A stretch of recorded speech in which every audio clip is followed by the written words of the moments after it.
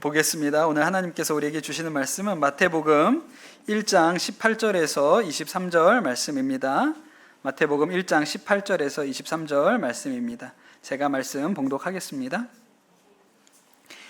예수 그리스도의 태어나심은 이러하다.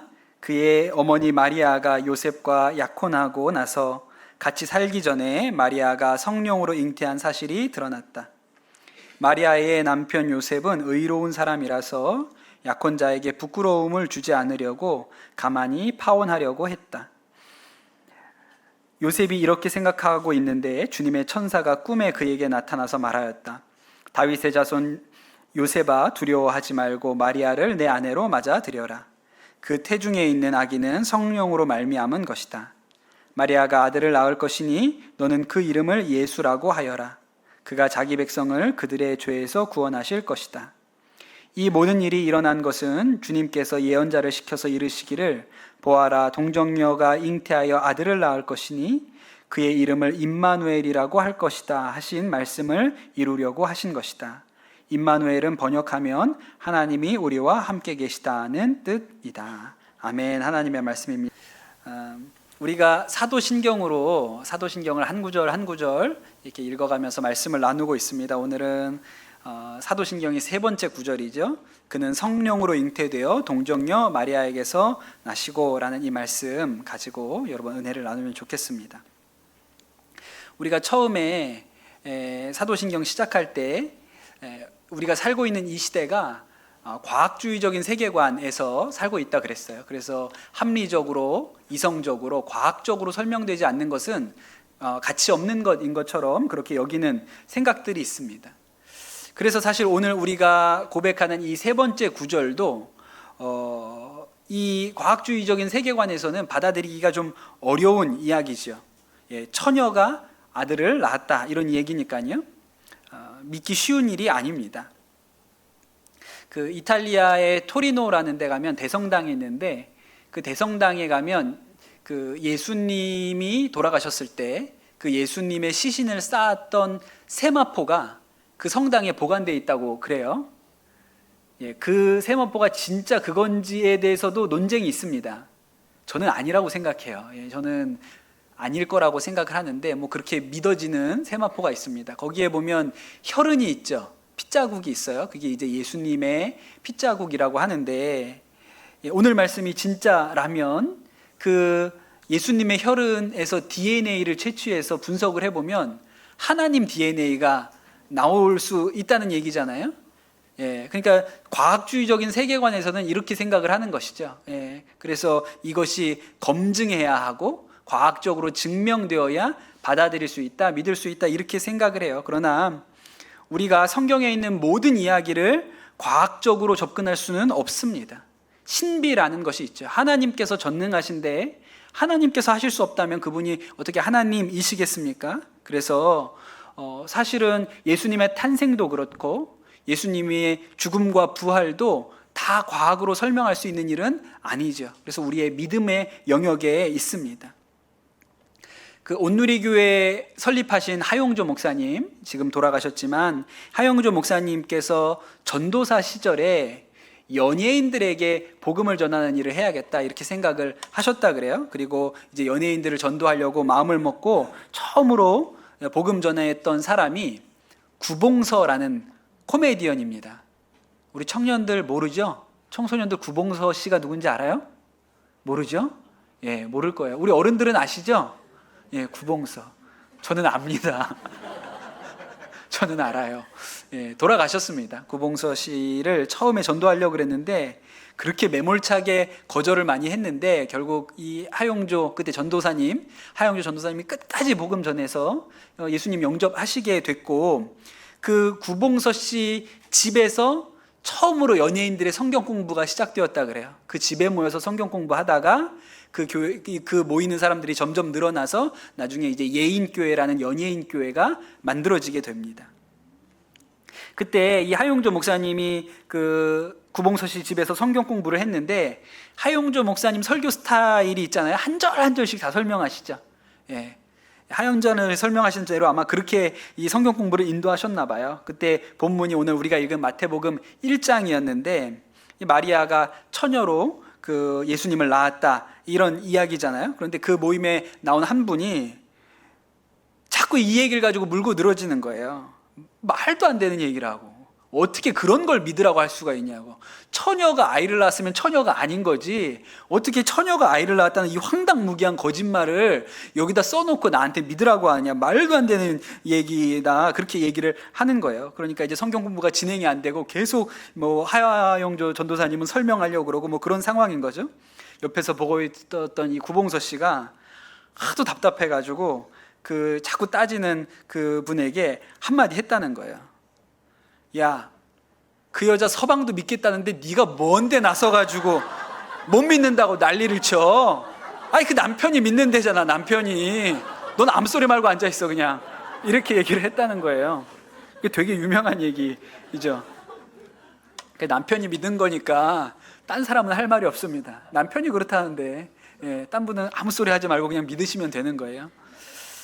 그런데 여러분, 오늘 이 말씀이 단순히 처녀가 아이를 낳았다, 예수님이 처녀의 몸에서 나왔다, 그것을 믿는다, 그 이야기가 전부가 아닙니다. 이 안에는 아주 중요한 믿음의 고백이 있어요. 첫 번째로 예수님이 성령으로 잉태되셨다는 말에는 예수님이 사람이 아니라 완전하신 하나님이시라는 의미를 담고 있습니다. 또 두 번째로 예수님께서 동정녀 마리아에게서 나셨다는 말은 그분이 완전한 인간으로 이 세상에 오셨다는 것을 의미해요. 그래서 우리가 믿는 예수님은 완전한 하나님이시면서 동시에 완전한 인간이세요. 그것이 우리가 예수님을 믿고 고백하는 방식입니다. 스핑크스 아시죠? 머리는 사람이고 몸은 사자잖아요. 그 예수님이 반은 사람이고 반은 하나님이고 이런 분이 아니시고 100% 하나님이시고 또한 100% 인간이셨어요. 여러분, 성경을 생각을 해봅시다. 예수님이 완전한 하나님이세요. 그러니 물을 포도주로 바꾸는 기적을 일으키셨고, 또 물 위를 걷기도 하시고, 풍랑이 일 때 바람과 파도를 잔잔하게 하시지 않습니까? 그리고 빈 들에서 5,000명에게 먹을 것을 나눠주시고, 나면서부터 소경이었던 사람의 눈을 뜨게 하시고, 또 죽은 나사로를 살려내시잖아요. 그런 건 사람이 할 수 있는 일이 아니죠. 사람이 행할 수 있는 일이 아닙니다. 하나님이 하실 수 있는 일들을 예수님이 하셨으니 예수님이 완전한 하나님이시지요. 그런데 또 놀랍게도 예수님은 완전한 인간이셨어요. 인간의 몸으로, 아기로 엄마의 뱃속에 10달을 있다가 이 땅에 태어나셨죠. 여러분, 배고프시죠? 지금 배고프시죠? 네, 예수님도 배고픔을 아세요. 우리가 배고픈 것과 똑같이 예수님도 배고프셨어요. 40일간 금식하시고 줄이고 이렇게 굶주려 계실 때 마귀가 와서 예수님을 시험했습니다. 예수님도 목마르셨어요. 그래서 사마리아를 지나가다가 우물 옆에 앉아서 그 여인에게 물을 좀 떠달라 하고 이야기를 하셨죠. 여러분, 피곤하시죠? 예수님도 피곤하고 지칠 때가 있었어요. 수많은 사람들이 예수님께 나아올 때 예수님도 피곤하셔서 따로 한적한 곳을 찾아가기도 하셨습니다. 예수님도 기쁠 때가 있었고요, 예수님도 슬퍼서 우실 때가 있었고, 예수님도 어떤 일에 대하여 너무나도 안타까움을 느낄 때가 있었고, 때때로는 분노를 느끼신 때도 있었습니다. 그러니 예수님께서 이 땅 가운데 오셔서 우리와 똑같은 이 사람의 모양으로 인간이 느끼는 거의 모든 감정, 다 예수님도 느끼면서 사셨던 거예요. 예수님께서 이제 부활하시고 승천하셨을 때 남아있었던 예수님의 제자들은 예수님이 어떠한 분인지를 잘 알았습니다. 왜냐하면 3년 이상을 그들이 예수님과 동고동락했기 때문에 예수님은 이런 분이지, 그들 안에는 분명한 생각이 있었어요. 그런데 그 제자들이 나아가서 전도하니까 그 이후에 믿은 사람들은 실제로는 예수님을 본 적이 없어요. 예수님을 눈으로 본 적이 없지요. 그들은 전해 듣고, 이야기를 전해 듣고 예수님이 이런 분이구나 라고 알게 된 것입니다. 그런데 그 중에는 이 예수님이 참 하나님이시고 참 인간이라는 것을 받아들이기 어려운 사람들도 있었어요. 그래서 그냥 예수님을 하나님이 아니라 인간 중에 하나, 훌륭한 랍비, 유대인 선생님이라고만 생각하는 사람들도 있었어요. 또 반대로는 예수님이 그때 이 땅에 다니셨던 그 예수님은 진짜가 아니다. 어떻게 하나님이 육신을 입고 이 땅에 올 수가 있느냐. 그때 그들이 봤던 것은 예수님에 대한 환영이지. 그냥 영으로 오신 것을 본 것이지 실제로 몸을 입고 오신 것은 아니다. 이렇게 주장하는 사람들도 있었어요. 어려운 말로는 이런 걸 도케티즘이라고 합니다. 요한 2서 1장 7절에도 보면 그런 얘기가 나오거든요. 이렇게 얘기합니다. 속이는 자들이 세상에 많이 나타났기 때문입니다. 그들은 예수 그리스도께서 육신을 입고 오셨음을 고백하지 않습니다. 이런 자야말로 속이는 자요 그리스도의 대적자입니다. 그래요. 그러니까 예수님이 몸을 입고 이 땅에 걸어 다니셨다는 이 얘기를 믿을 수 없다고 얘기하는 사람들이 있었어요. 그 사람들이 사실 지금 우리가 말하는 이단의 뿌리라고 볼 수 있습니다. 그래서 이 초대 교회에는 예수님이 누구신지에 대한 혼란이 있었어요. 그리고 예수님을 직접 눈으로 봤던 제자들이 이제 하나둘씩 순교하기 시작하니까 이제 큰일이다. 이 예수님을 직접 눈으로 본 사람들이 이렇게 사라지면 나중에 더 큰 혼란이 벌어지겠구나. 이런 걱정이 있었어요. 사실 초대교회의 예수님의 제자들은 예수님에 대한 기록을 글로 남길 생각이 없었습니다. 왜냐하면 예수님께서 이 세대가 끝나기 전에 모든 일이 다 이루어질 거라고 얘기하셨거든요. 그러니까 우리가 살아있을 때 세상이 다 끝나고 예수님 재림하실 거라고 생각해서 글로 남겨야겠다는 생각이 없었어요. 그런데 자꾸 예수님에 대해서 이런 혼란이 있고 예수님을 눈으로 봤던 제자들, 사도들은 한 사람 두 사람씩 다시 하나님께 부름을 받으니까 안 되겠다. 예수님에 대해서 우리가 기록을 남겨야겠다고 해서 사복음서가 쓰여지게 된 거예요. 그 사복음서는 예수님 돌아가시고 바로 쓰여진 게 아닙니다. 한참 뒤에 쓰여지게 됐죠.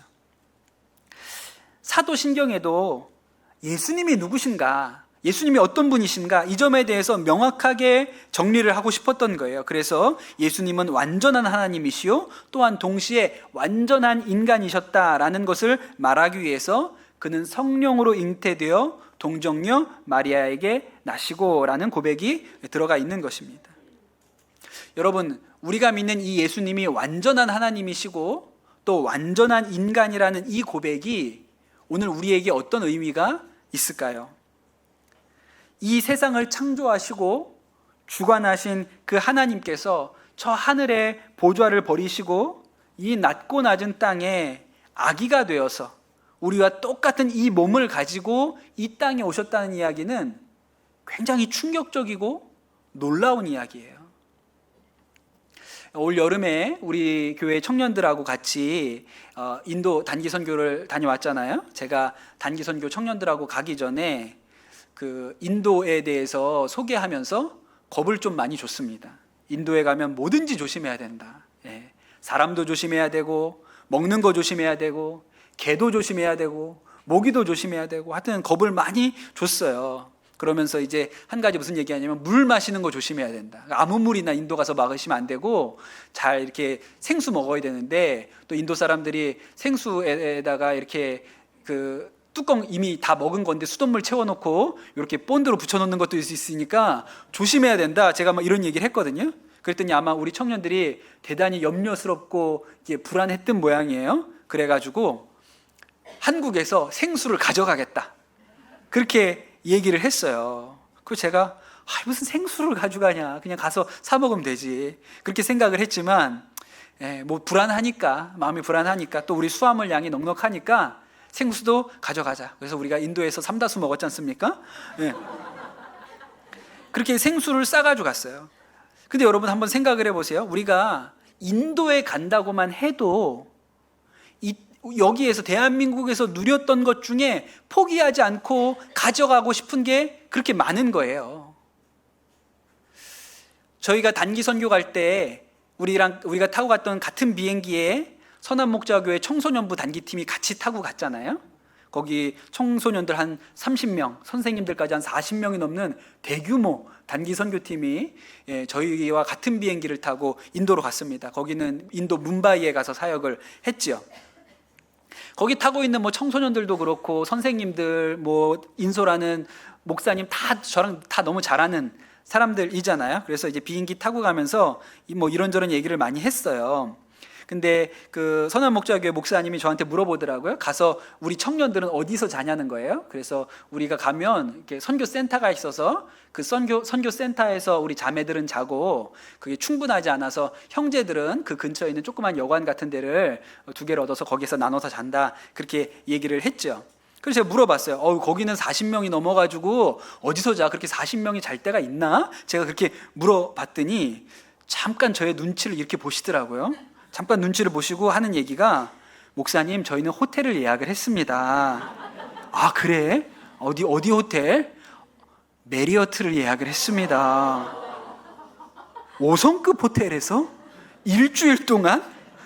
여러분, 5성급 호텔에서 일주일 주무셔 보신 분 계세요? 그거 평생 신혼여행 때 한 번 하는 거 아닙니까? 5성급 호텔에서 일주일 자는 거? 근데 얘네들이 단기 선교 가서 5성급 호텔에서 자면서 선교를 한다는 거예요. 이게 선교예요? 호캉스예요? 예. 근데 하는 얘기가, 우리가 어린 청소년들 데리고 중학생들 데리고 가는데 인도 가서 일정이 힘들고 어려울 텐데 돌아와가지고 잠자리까지 불편하면 아이들이 너무 힘들 것 같아서 그냥 제일 좋은 대로 했다는 거예요. 제가 그 얘기를 듣는 순간 우리 청년들에게 대단히 미안한 마음이 들었고, 물을 가져가지 못하게 하려고 했던 저의 옹졸한 마음을 회개를 했습니다. 물을 가져가라고 해야겠다. 5성급 호텔에서 재워주지도 못하는데 물이라도 싸갈 수 있게 해줘야지. 예, 그런 생각을 했어요. 그리고 오늘 이 순간까지 선한목자교회 청소년들이 5성급 호텔에서 잤다는 얘기는 한 번도 하지 않았습니다. 왜냐하면 우리 청년들이 속상할까봐, 뭐야 우리는 도대체, 이런 생각을 할까봐 한 번도 얘기하지 않았어요. 여러분, 제가 무슨 얘기를 하려고 하는 얘기냐면, 인도까지 가도요, 대한민국에서 살다가 인도에 일주일 가서 선교하러 가도요, 편안한 잠자리 포기하기가 어렵다고요. 어렵지요. 여러분, 선교 가서 빈민가나 시골 마을이나 이런 데 들어갔을 때 듣게 되는 얘기 중에 제일 두려운 얘기가 뭔지 아십니까? 자고 가시라는 얘기예요. 2번째로 두려운 말이 뭔지 아세요? 먹고 가라는 얘기예요. 먹기도 싫고 자고 싶지도 않죠, 사실. 예, 그렇잖아요. 우리가 우리보다 조금 낙후되고 못 사는 나라만 가도 우리가 한국에서 누렸던 것들을 포기하는 것이 대단히 어려운 일로 생각됩니다. 그런데 여러분, 창조주께서, 세상을 만드신 하나님, 우주보다 더 크신 그 하나님께서 인간이 되셔서 한 여인의 뱃속에서 10개월을 계시다가 태어나셨는데 마구간에서 태어나셨다. 게다가 그분이 갈릴리 나사렛이라는 시골에서 성장을 하셨어요. 거기는 전기도 없고 수도도 없고 화장실도 없어요. 예, 그런 허름한 집에서 사셨다는 것이 너무 이상한 얘기죠. 이것이 성육신입니다. 어려운 말로. 하나님이 인간이 되셨다. 정말 놀랍고 받아들이기 힘든 것이죠. 왜 꼭 하나님께서, 전능하신 창조주 하나님께서 인간이 되어서 이 땅 가운데 오셔야만 했는가? 오늘 우리가 읽은 말씀에 그 답이 있죠. 23절에 보면, 보아라, 동정녀가 잉태하여 아들을 낳을 것이니 그의 이름을 임마누엘이라고 할 것이다 하신 말씀을 이루려고 하신 것이다. 임마누엘은 번역하면 하나님이 우리와 함께 계시다는 뜻이다, 그렇게 나옵니다.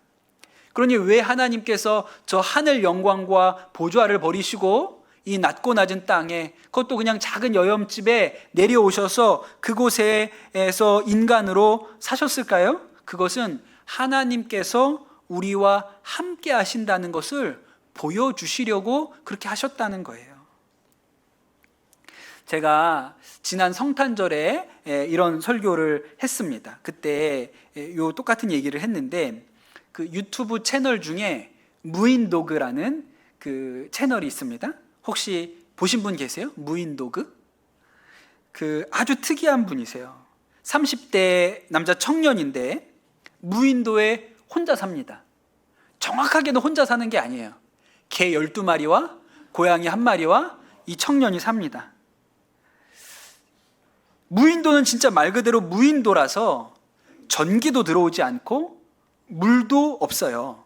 물은 육지에서 생수통으로 들고 들어와서 써야 합니다. 그러니 모든 것이 불편하죠. 그리고 외로워요. 그런데 이 청년이 왜 거기에서 살까요? 개들 때문에 거기서 삽니다. 그 집에서 원래 키우던 개가 3마리였다 그래요. 그러다가 그 개 중에 2마리가 임신을 했는데 2마리가 각각 8마리씩 낳았습니다. 그래서 16마리가 된 거예요. 이제 16마리를 다 데리고 키울 수가 없어서 입양을 보내려고 막 했는데 그 몇 마리 못 보냈어요. 그 12마리가 남았습니다. 도저히 12마리를 집에서 같이 키울 수가 없는 거예요. 그래서 이 청년이 나는 이 12마리의 개를 책임져야겠다라고 해서 부모님께 말씀을 드리고 이 12마리의 개와 고양이 1마리를 데리고 무인도에 들어가서 텐트를 치고 사는 거예요. 그리고 그 과정을 찍어서 유튜브에 올리는 거죠. 구독자가 35만 명이더라고요. 제 구독자가 3,700명이거든요. 저보다 100배가 많아요. 그러나 저는 전혀 부럽지가 않습니다. 저는 그렇게 살고 싶지 않아요. 저는 구독자가 350만을 준다고 해도 350만은 조금 생각해 볼 만하긴 하네요. 개들 때문에 무인도에 들어가서 살 마음은 없어요. 우리 선한목적의 청년들, 여러분 무인도에 들어가서 살고 싶습니까? 개 때문에? 우리 강남 선한목적의 청년들 무인도에 들어가서 살고 싶어요? 아니잖아요. 저는 솔직히 이 유튜브 보면서 감동받기보다는 어이가 없다고 생각했어요. 왜 청춘을 저렇게 낭비하나? 개를 위해서 청춘을 못하러 낭비해야 하나? 솔직하게 개판이라고 생각합니다. 왜 그렇게 살아야 되는지 저는 이해가 안 돼요. 그런데 여러분, 하나님이 인간이 되어서 이 세상에 내려와서 인간들과 같이 사셨다라는 이 이야기가 어떻게 들리십니까? 세상에 이런 낭비가 어디 있어요? 하나님이 전능하신 하나님께서 자신의 전능하심을 덜어내고 비워내시고 이 땅에 오셔서 사람들과 함께 사셨다? 세상에 이렇게 손해보는 장사가 어디 있습니까? 말도 안 되는 일이죠. 얼마 전에 유튜브에서 봤던 짧은 영상이 하나 있는데 아주 짧은 영상이에요. 추운 겨울에 어떤 집 마당이 영상에 나옵니다. 그 마당에는 수영장이 얼어 있었어요. 겨울이어서 눈이 이렇게 쌓여 있고 개 2마리가 그 수영장 옆에서 막 장난을 치다가 1마리가 수영장에 빠졌습니다. 그 얼음이 깨지고 물속으로 떨어졌어요. 그러자 곧 한 여자가 막 뛰어나옵니다. 복장을 보니까 내의만 입고 있는 것 같아요. 그러니까 집에서 아마 창문을 보고 있다가 개가 물에 빠진 걸 보고 막 급하게 뛰어나온 거예요. 그리고 주저하지 않고 물속으로 뛰어들어갑니다. 그 꽝꽝 얼어있는 물속으로 뛰어들어가요. 그리고 그 얼음을 깨면서 개를 막 찾기 시작하는 거예요. 근데 못 찾습니다. 얼음이 있으니까 보이질 않아서 개를 찾을 수가 없어요. 그래서 한참을 다니다가 못 찾으니까 다시 수영장 밖으로 뛰어나옵니다. 그리고 다시 집으로 들어가려고 하는 것 같아요. 아마 누구에게 도움을 요청하려고 그런 것 같습니다. 그런데 집으로 들어가려는 찰나 뭔가 인기척 같은 게 느껴졌던 것 같아요. 다시 수영장으로 뛰어가서 물속에 뛰어들은 다음에 거기서 개를 찾습니다. 그래서 그 개를 건져서 마당 위로 올리는 장면이 영상에 나와요. 짧은 영상이에요. 한 1분밖에 안 되는 짧은 영상이에요. 그 밑에 수천 개의 댓글이 달렸어요. 그런데 그 댓글의 내용이 이런 겁니다. 야, 그 여자는 정말 개를 사랑하는구나. 그런 댓글이 쭉 전 세계의 언어로 달린 거예요.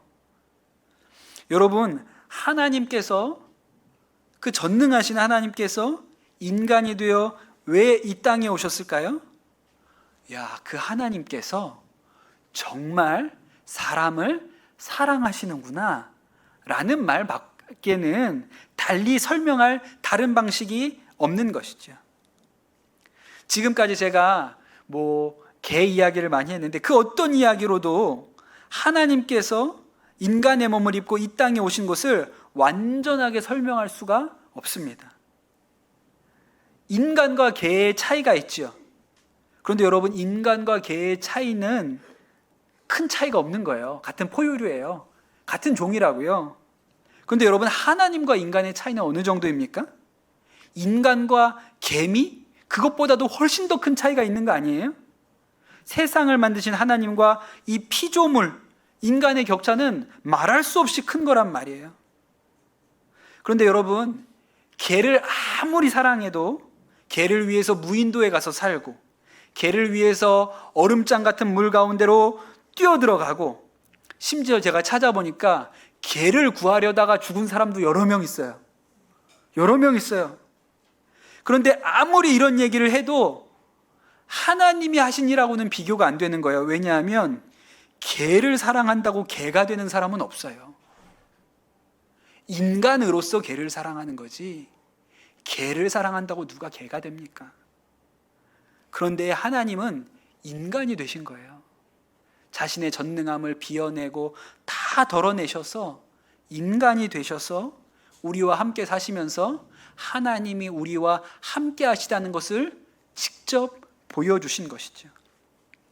그러니 여러분, 우리가 믿는 하나님은 저 우주 어디 안드로메다에 계셔서 우리를 이렇게 지켜보시다가 우리가 죽으면 저울 하나를 딱 들고 나타나서, 야, 한번 달아보자. 착한 일 많이 했나 나쁜 일 많이 했나 달아봐서 잘못한 일이 많으면 지옥에, 착한 일을 많이 했으면 천국에 보내는 그런 하나님이 아니신 것이죠.